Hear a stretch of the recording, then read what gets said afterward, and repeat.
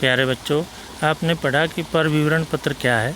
जब कोई कंपनी अपने किसी अंशों या ऋण पत्रों को बेचने के लिए जनता को आमंत्रित करती है तो एक प्रलेख तैयार करती है जिसको पर विवरण पत्र कहते हैं।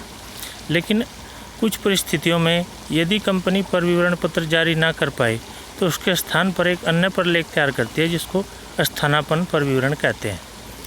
अर्थात स्थानापन्न पर विवरण प्रलेख उस समय ही जारी किया जाता है जब कोई कंपनी पर विवरण पत्र जारी न करे। यह किन किन दशाओं में जारी किया जाता है?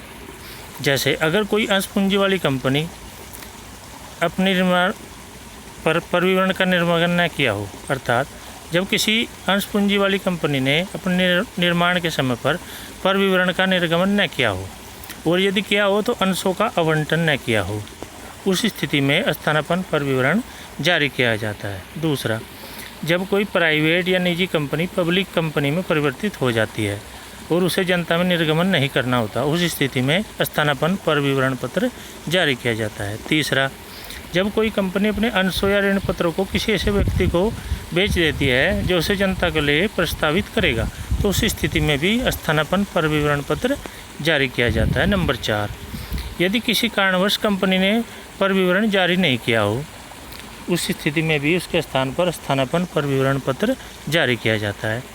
5वां, यदि कंपनी में निर्माण के समय पर्याप्त पूंजी एकत्रित हो गई हो और वह पर विवरण के निर्माण को आवश्यक नहीं समझते हो, अर्थात उसे पूंजी एकत्रित करने के लिए पर विवरण पत्र जारी करने की आवश्यकता नहीं है, तो उस स्थिति में भी स्थानापन्न पर विवरण पत्र जारी किया जाता है।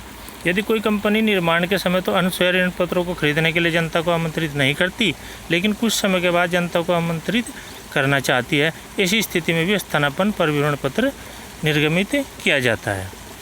स्थानापन्न पर विवरण की विषय सामग्री सेम ऐसे ही होती है जैसे पर विवरण पत्र की विषय सामग्री। नंबर 1, अधिकृत पूंजी, उसके अंशों में विभाजन। कंपनी के पास कितनी पूंजी है, उसका कितने अंशों में विभाजन है।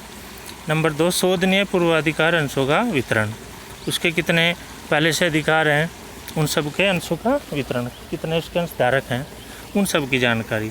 संचालकों, प्रबंधकों, संचालक, प्रबंधक, अधिकर्ता, सचिव, कोषाध्यक्ष के नाम पते, कंपनी के बारे में संपूर्ण जानकारी। प्रारंभिक व्यय की मात्रा, कंपनी ने पहले से कितना व्यय कर रखा है, उसकी कितनी मात्रा है। क्रय की गई संपत्ति का प्रतिफल।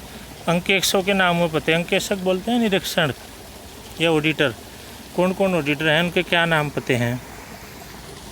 अब अभिगोपन संबंधी सूचना, कंपनी ने कि अभिगोपन जो ऋण पत्र वगैरह किसी को निर्गत किए हैं तो उस प्रक्रिया को अभिगोपन कहते हैं, उसके संबंधी कोई सूचना हो।